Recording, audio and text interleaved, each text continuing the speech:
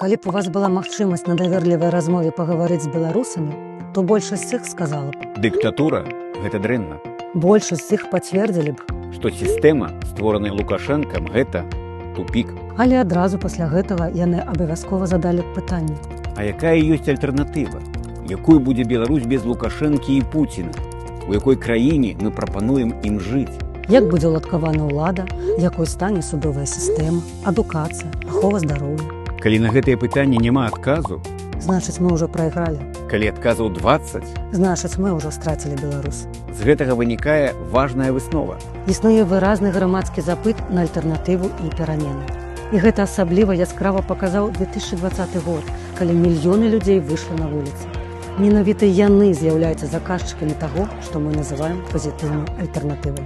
Што такое пазітыўная альтэрнатыва? Гэта візія новай Беларусі, якая прайшла праз дыскусіі, абмеркаванне, узгадненне, экспертызу і знайшла сваё увасабленне ў праекце Канстытуцыі новай Беларусі, у праектах законаў і канцэпцыях неабходных рэформаў.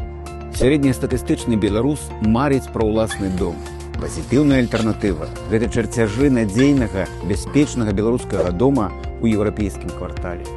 Пазітыўная альтэрнатыва – гэта кропка ўваходу ў Беларусь. Гэта адказ на пытанне, ці можна ўжо сёння працаваць з беларусамі ўнутры краіны ва ўмовах яе руху да таталітарызму.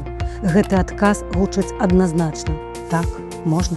Канкрэтны прыклад – канцэпцыя ілюстрацыі.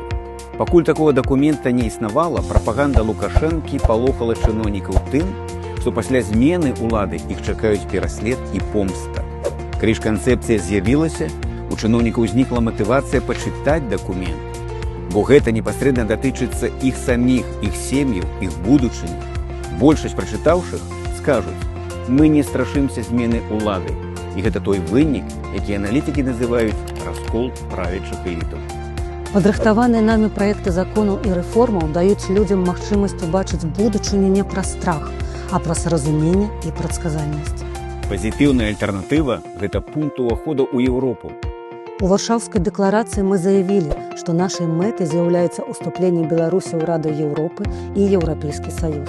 Каб дасягнуць гэтай мэты, мы павінны быць прадказальнымі і зразумелымі для нашых еўрапейскіх партнёраў і сяброў. Яны павінны ведаць, якім будзе палітычны лад новай Беларусі, як будуць арганізаваныя выбары, якія эканамічныя рэформы чакаюць краіну і як будзе функцыянаваць незалежная судовая сістэма. Мы прапануем ісці і да беларусаў, і еўрапейскія сталіцы з дарожнай мапы еўрапейскай інтэграцыі, важнейшай часткай якой з'яўляецца пазітыўная альтэрнатыва для новай Беларусі. Пазітыўная альтэрнатыва – гэта каштоўнасны рэсурс часу. Яго ў нас будзе няшмат, магчыма, год-паўтара. За гэты час неабходна зрабіць рэальным прынцып падзелу ўладу, правесці рэформу судовай сістэмы і запусціць эфектыўнае мясцовае самакіраванне.